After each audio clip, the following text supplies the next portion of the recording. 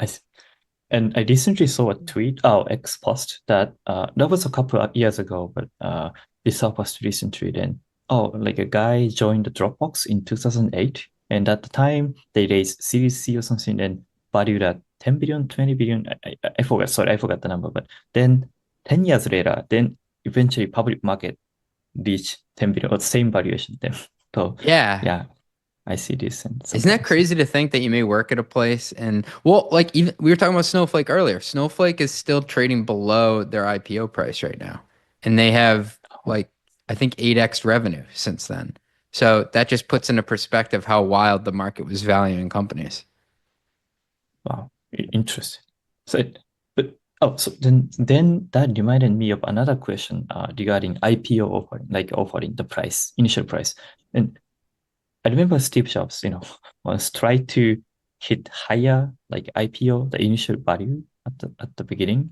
But and I know some companies, most of the company try to hit how to say price higher, but Yeah. price when they go public. But if the price goes down, and I was always curious, why don't they put the lower price at the Yeah, beginning so so that they go up, right? it's Yeah. a great question. So people forget that an IPO is a fundraising event. It's just done publicly, not with private market investors.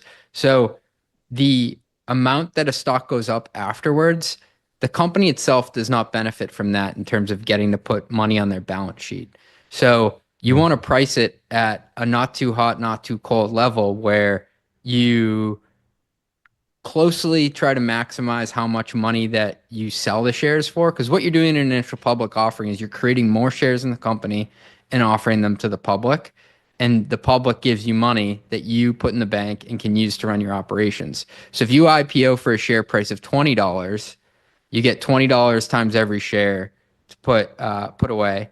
And then if it goes to 25, that $5 goes to the shareholders who are holding it outside of the company, right?